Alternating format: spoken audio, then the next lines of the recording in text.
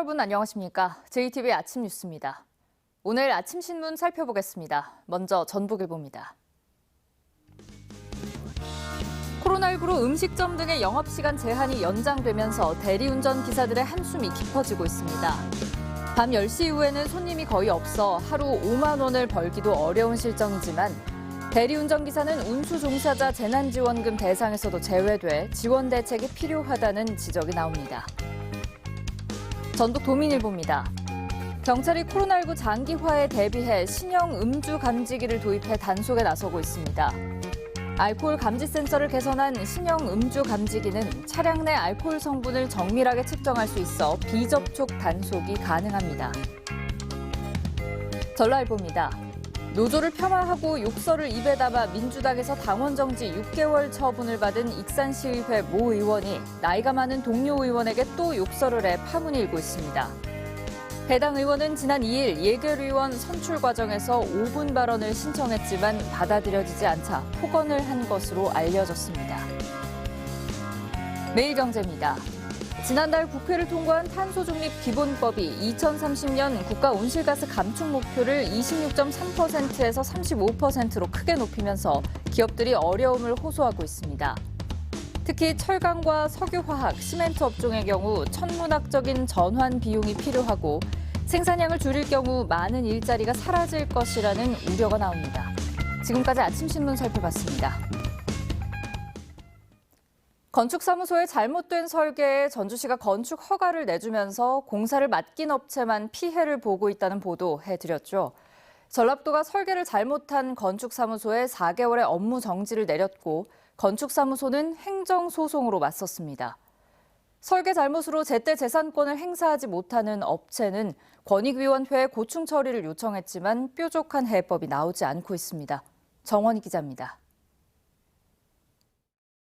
2년 전 완공된 이 5층짜리 건물은 설계를 맡은 건축사무소가 건축선을 지키지 않은 것으로 드러났습니다. 시가지 경관지구에 해당하는 만큼 건축선에서 2m 이상 거리를 둬야 했는데 50cm만 떨어진 상태로 설계를 한 겁니다. 이를 제대로 검토하지 않은 채 건축 허가를 내준 전주시는 뒤늦게 불법이라며 지금까지 준공 승인을 미루고 있습니다. 전라북도는 설계를 잘못한 건축사무소에 넉 달 동안 업무정지 처분을 내렸습니다. 건축사무소는 행정소송으로 맞대응하면서 일단 업무를 계속하고 있습니다. 징계위원회 의결 거쳐가지고 업무정지 4개월 처분을 했고요. 집행정지하고 취소처분 소송이 들어왔어요. 설계 잘못으로 제때 재산권을 행사하지 못하는 업체의 피해는 눈덩이처럼 불어나고 있습니다. 1년 매출 이상의 지금 손해가 나오고 있습니다. 30억 원 이상 지금 현재까지가 재산권 행사를 하지 못하기 때문에 발생되는 여러 가지 이제 신용도 문제, 대출에 관한 문제, 또 묶여 있는 그 자금에 대한 또 활용 문제, 그 기회비용이란. 답답한 업체는 권익위원회에 고충 민원을 넣었지만 해법은 나오지 않고 있습니다. 대법원 판례 등을 봤을 때 개인의 이익과 공익이 서로 얼마나 침해되는지 비중을 따져봐야 하고 이와 관련해 업체가 제기한 행정소송과 손해배상 청구 소송이 진행되고 있는 만큼 사법적 판단에 따라야 한다는 겁니다. 건축사무소가 설계를 잘못하고 전주시가 이를 제대로 걸러내지 못해 억울한 중소기업의 피해가 커지는데도 정작 이 업체를 구제할 해법은 나오지 않고 있습니다. JTBC 뉴스 정원익입니다. 그제 전북의 코로나19 신규 확진자가 23일 만에 최소치를 기록했습니다. 규모와 양상으로 볼 때 어느 정도 진정 국면에 접어든 모양새인데요. 하지만 이동량이 많아지는 추석 연휴가 큰 고비가 될 것으로 보입니다. 주희인 기자의 보도입니다. 전북의 코로나19 하루 신규 확진자는 14명. 지난달 14일 12명 이후 23일 만에 가장 적습니다. 지역별로는 전주 7명, 군산 3명, 익산 2명, 남원과 임실이 각각 1명입니다. 전주에선 지인 간 접촉으로 5명이 잇따라 확진됐고 기존 확진자의 아버지와 감염 경로를 알 수 없는 1명이 추가 확진됐습니다. 군산에선 지난 3일 확진된 외국인 부부의 자녀가 감염됐고 확진자와 접촉해 자가격리 중이던 외국인도 확진됐습니다. 남원에선 임실의 확진자와 식당 동선이 겹친 한 명이, 임실에선 밀접 접촉자로 격리 중이던 한 명이 감염됐습니다. 규모도 줄어든 데다 신규 확진자들 가운데 단 한 명을 빼곤 모두 감염 경로가 확인된다는 점에서 다소 진정 국면에 접어든 것으로 보입니다. 백신 접종의 효과를 많이 보고 있는 것 같습니다. 거리두기랄지 마스크랄지 이런 부분도 많이 아무튼 솔선수범해서 자발적으로 잘 지켜주고 계시고요. 지난달 1을 넘었던 감염 재생산 지수도 최근 일주일째 1 아래에 머물고 있습니다. 다만 2주 앞으로 다가온 추석 연휴가 고비입니다. 전북의 1차 접종률은 63%로 추석 전 접종률 70%를 무난히 달성할 것으로 보입니다. 2차까지 마친 접종 완료율은 40%로 역시 전국 상위권을 기록하고 있습니다. JTB 뉴스 주혜인입니다. 고창군이 동학농민혁명 성지화 사업의 구체적인 내용을 공개했습니다. 순창군 군립도서관에 극장식 다목적 공간이 만들어졌습니다. 권대성 기자입니다. 고창군이 영구 용역 최종 보고회를 열어 동학농민혁명 성지화 사업의 밑그림을 내놨습니다. 공읍면 무장 기포지는 역사공원으로, 전봉준 생가터는 기업과 선양의 장소로, 농민군의 수경지였던 옛 신앙초는 역사교육과 체험의 장으로 만듭니다. 순창군이 군립도서관에 다목적 공간을 추가로 만들고 운영에 들어갔습니다. 100석 규모의 극장식 다목적 공간에서는 강연과 문화 공연 등이 가능합니다.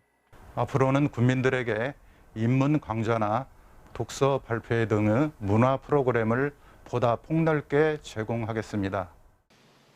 남원시가 자체적으로 동영상을 만들고 인터넷 방송을 할 수 있는 스튜디오를 열었습니다. 주요 정책과 농특산물 영상 등을 제작해 홍보하고 시민 교육도 진행할 예정입니다. 온택트 시대에 맞춘 다양한 미디어 콘텐츠를 제작해서 시정을 알리고 시민과 소통의 장으로 만들어 나가겠습니다. 정읍시가 지난해 내장사 구간에 이어 내장산 임시주차장 주변 630m에 편백나무 우두칩 황토길을 만들었습니다. 매표소까지 770m 구간에도 황토길을 조성하면 전체 황토길 길이는 2.5km가 됩니다. 자연 친화적인 우두칩 황토길을 따라 걸으면서 지친 몸과 마음을 재충전할 수 있도록 편안한 탐방길을 제공하겠습니다. 익산시가 택시 업계와 협의해 택시 호출을 위한 공공 애플리케이션을 구축하기로 했습니다. 승객은 호출비, 택시기사는 가입비 없이 이용할 수 있게 한다는 계획입니다. JTB 뉴스 권대성입니다. 군산대가 교육부의 재정 지원 대상에서 최종적으로 탈락하자 곽병선 군산대 총장이 책임을 지고 사퇴하기로 했습니다. 지난달 교육부 평가에서 군산대와 한일장신대, 전주기전대 등이 일반 재정 지원 대상에서 탈락한 뒤 곽 총장은 교육부를 상대로 이의를 제기했지만 받아들여지지 않았고 지난 3일 교직원들에게 이메일을 보내 사퇴의 뜻을 밝혔습니다. 지난 2018년 3월에 취임한 곽 총장이 사퇴의 뜻을 밝힘에 따라 군산대는 올 연말쯤 총장 선거를 치를 것으로 보입니다. 친일 시인 김혜강이 작사의 논란을 빚은 도민의 노래를 대체하기 위한 도민의 노래 공모 절차가 갑자기 중단돼 논란이 일고 있습니다. 전라북도는 지난 7월 문화관광재단이 공모를 통해 도민의 노래 작사 3작품을 선정했지만 당초 지난달 예정했던 작곡 공모는 진행하지 않고 있습니다. 전라북도는 작사에 신중을 기해야 한다는 의견이 있어 공모를 중단했다며 도민의 노래 재정위원회를 새로 구성해 공모 절차를 다시 밟는 방안을 검토하고 있다고 밝혔습니다. LH 투기 사태를 계기로 농지를 체계적으로 관리하기 위해 농어촌공사에 농지은행관리원이 설치됩니다. 농림축산식품부는 내년에 농지은행관리원을 설치하기 위해 관련법을 제정한 데 이어 내년도 예산안에 인건비 등으로 47억 원을 편성했습니다. 농지관리원은 농지 이용 상황을 조사, 분석, 관리하고 지자체의 농지관리 업무를 지원하는 역할을 맡게 됩니다. 전주가정법원과 완주군 법원을 하루빨리 설치해야 한다는 목소리가 확산하고 있습니다. 전북도의회는 현재 전주지방법원이 연평균 1,700여 건이나 되는 가사소송을 다루고 있지만 가정법원이 아예 없거나 계획조차 없는 4곳 가운데 하나라며 가정법원 설치의 필요성을 강조했습니다. 또 전북에서 인구가 5번째로 많고 면적은 가장 넓은 완주에만 법원이 없어 주민들이 소송 업무 시 불편을 겪고 있다며 완주군 법원을 설치해야 한다고 건의했습니다. 익산시가 농촌 주민들의 노후 소득을 보장하기 위한 자치연금 마을을 확대합니다. 익산시는 2억 원의 예산을 확보해 올해 안에 공개 모집을 실시하고 2번째 자치연금 마을을 선정할 방침입니다. 익산시는 지난 7월 성당포구 마을을 태양광 발전과 숙박 등 공동체 사업 수익금으로 70세 이상 농촌 주민에게 일정 금액을 주는 자치연금 1호 마을로 선정했습니다. 추석을 앞두고 벌초 작업 중 벌에 쏘이는 사고가 많아 주의가 필요합니다. 전북소방본부가 최근 3년간 추석 한 달 전 발생한 벌초 관련 구급 신고를 분석한 결과 212건의 안전사고 가운데 61%가 벌쏘임 사고로 나타났습니다. 소방본부는 벌에 쏘였을 경우 상처 부위에 얼음찜질을 하고 호흡곤란이나 의식장애가 발생하면 즉시 119에 신고하거나 병원에 가야 한다고 당부했습니다. 전북은 오늘 흐린 가운데 남부 지역을 중심으로 비가 내리기 시작해 낮에 도내 전역으로 확대되겠습니다. 내일까지 예상 강수량은 10에서 60mm입니다. 특히 오늘 밤부터 서해안에는 매우 강한 바람이 불고 높은 파도가 일 것으로 예상돼 주의가 필요합니다. 오늘 낮 최고 기온은 전주 24도 등 22도에서 24도의 분포를 보이겠습니다. 전주기상지청은 수요일인 모레 오전까지 비가 내리겠고 목요일부터는 대체로 맑은 날씨가 이어질 것으로 내다봤습니다.